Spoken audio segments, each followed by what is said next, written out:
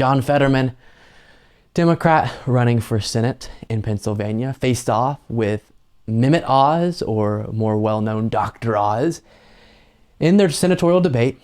And I mean, it was expected. John Fetterman recently had a stroke, and so it was expected he was going to have a harder time communicating than normal. And it's an attack line the Oz campaign has been using tirelessly. There we go, tirelessly. And it's kind of been exhausting, because I am perfectly on board with making clear it matters if you have the ability to think, process, and communicate issues. And that's why one of the many we criticize Herschel Walker, is he clearly has a very hard time understanding and being able to communicate or think about important issues.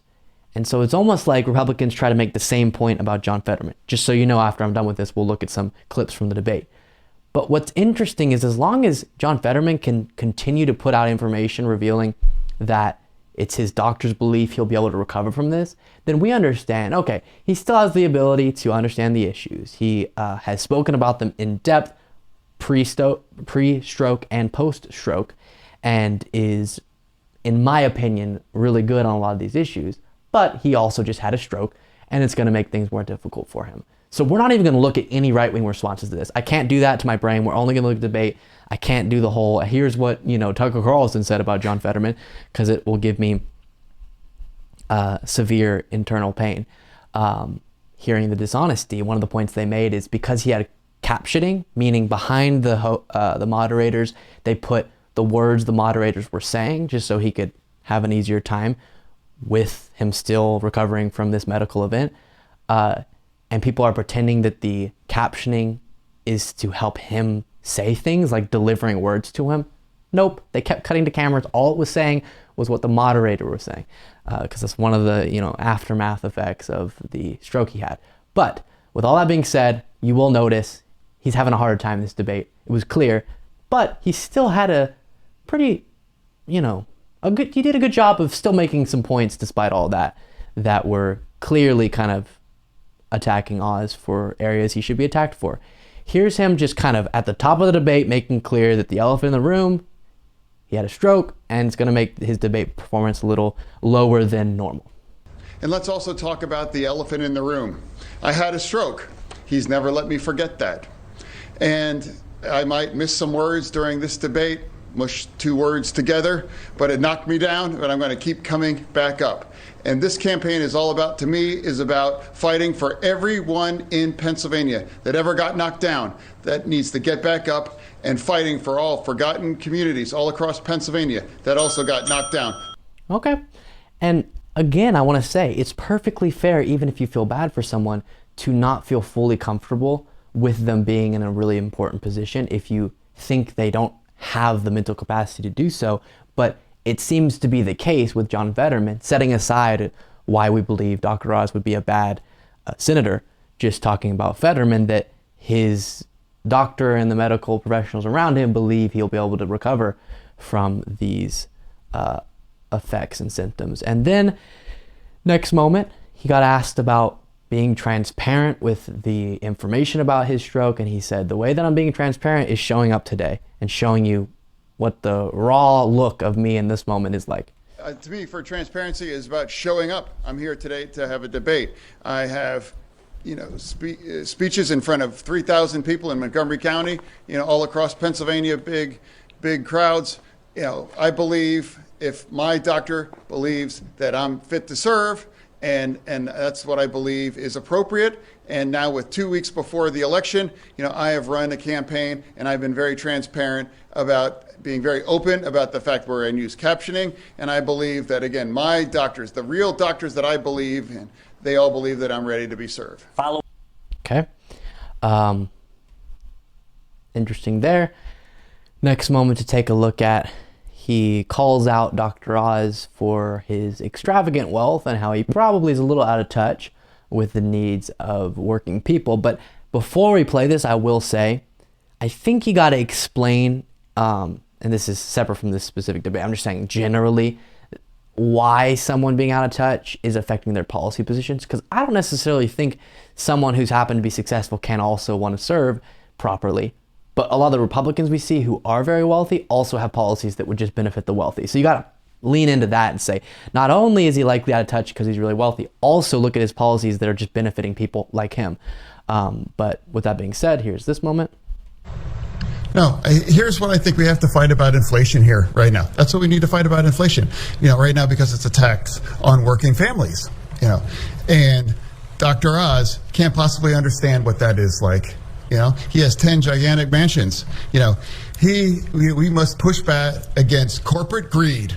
We must make sure that we're also. So the 10 gigantic mansions is that being highlighted. Again, you can see that's not the normal John Fetterman. That's not his kind of baseline sharpness in a different setting. Again, still recovering from a stroke.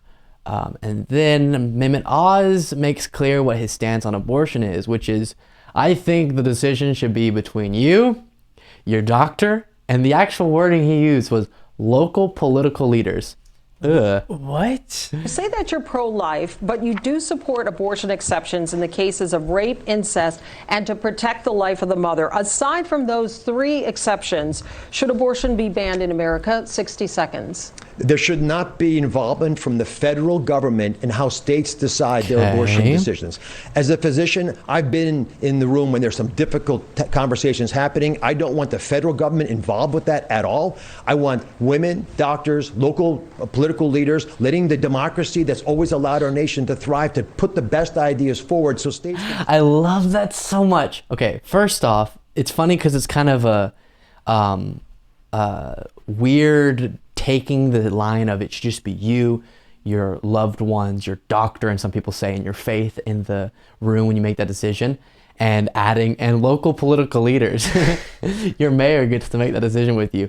But on top of it, it so clearly highlights to me the weird ahistorical understanding of the states' rights conversation, where he says, I think that we should allow democracy, I guess on a local level, but not a federal level, to, however he words it, do what it's done in thriving so beautifully. Wait. But wasn't there a very prominent states' rights argument about keeping people as slaves? I don't feel like just saying democracy has always worked perfectly on a local level to get us the best outcomes. No, sometimes we got to intervene on the federal level, as we saw with the Civil War. And so a kind of odd little point there from him in trying to nicely wrap up in a nice package his pretty out of touch and bad stance. Your political leader. Your political leaders. You, your doctor, your mother, and the lieutenant governor gets to be in the room with you. That's good. When he made that decision.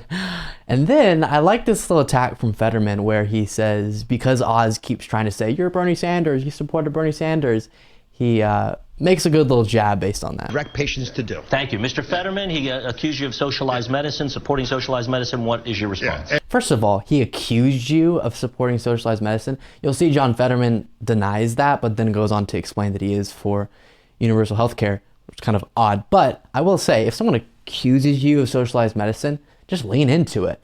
100%, I think we shouldn't allow the insurance industry to... Now, socialized medicine might confuse people and thinking that the healthcare industry might be nationalized, but specifying, well, I don't care about what he just said, but let me explain to you, this is what I want. I want to take out the insurance industry, have the government fill that role so that you don't get price gouged, you get all the healthcare needs you want, you still have the same doctors you want, because the healthcare industry isn't being touched, but the insurance industry is being taken away, saving you money, and getting you better health outcomes. Obviously, I think that would be the ideal way to go, but here's how Fetterman did it. Again, it's the Oz rule. He's on TV and he's lying. I never supported any of that thing.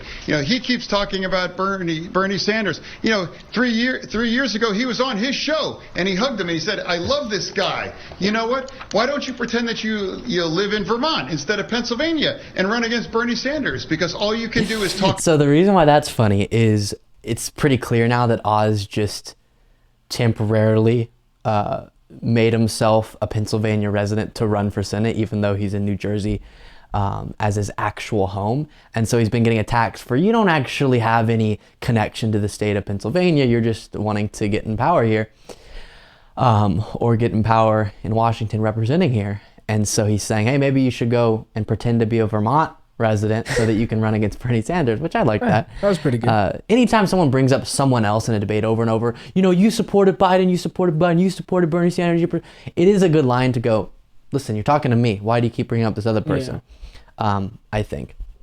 Next moment here was kind of a really emotionally tugging moment for me, where he talks about the intention that we should have behind our immigration policy.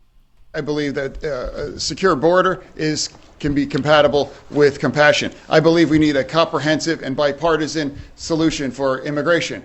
That's what I believe. I don't ever recall in the Statue of Liberty did they say, take our tired, huddled masses and put them on a bus. I believe that. Right. So he's talking about the migrant stunts we've seen where they throw on a bus and take them either to Vice President Kamala Harris's residence, drop them off there, or Martha's Vineyard, or wherever, without actually giving them the proper help. And it's interesting because, as he said, everyone almost agrees in the United States, we're not going to have an open border. Yes, we get that. You can keep screaming we have an open border, we don't. And you can keep screaming that's what the Democratic Party wants, and we don't. Okay? We do want a border. We do want a legal process. Where we differ is we don't think there's some inhuman nature to the people coming across that we need to call it an invasion. And as Tucker Carlson, the most prominent media figure on the right, said, something like it makes our communities dirty and poor.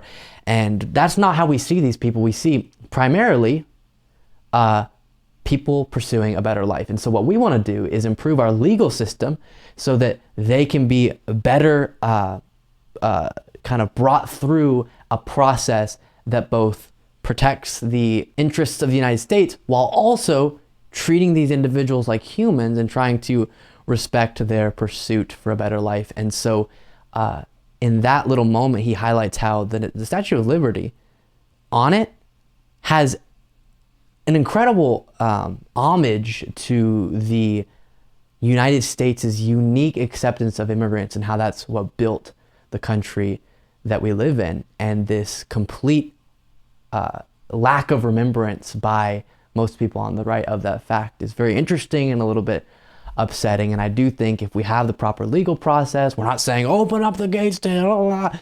We're saying create a good legal process so people can come in and make our country better. As has largely been done. And then here's Oz saying he would vote for Trump if he was the 2024 Republican nominee. Mr. Oz, Donald Trump has supported you. He has endorsed you. Why won't you fully commit to supporting him in 2024?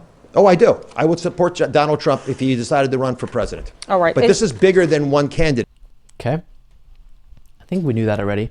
But I do like, with all of the political damage that has been done to Donald Trump, any of these individuals that are running in the Republican Party who have received his endorsement or whoever, you need to make clear to the voters that they're associated in that way. Here's part of Oz's closing statement where Fetterman yells out, "You want to cut Social Security?" I've talked to seniors worried their Social Security checks wouldn't go far enough with the raging inflation. I've talked to couples when I make their first down payment on a new house and they can't afford it anymore because of interest rates. I've talked to families. You want to cut Social Security? Mr. Fetterman, it's his turn. So they got in a back and forth that was longer and more extensive about Medicare and Social Security. And Oz did what we see most Republicans do, which is deny that's what they want. But then we've reported on behind the scenes the plotting in the Republican Party to do exactly that, which would be devastating. A really fascinating thing to tag on the end of this, John Fetterman's campaign raised $1 million in the 3 hours after the Senate debate, which again doesn't necessarily mean he's getting all these new supporters. Could just be people who were already his supporters wanting to throw in and being reminded by the debate to do so. But it is funny because this is largely being painted as a really bad night for Fetterman, which you understand why. It was clear the communication effects, especially if you watch the full debate of his stroke. And that's a stressful kind of experience to go through for him and then for people supporting him. But people are still clearly financially wanting to give to that campaign, which is a fascinating note there.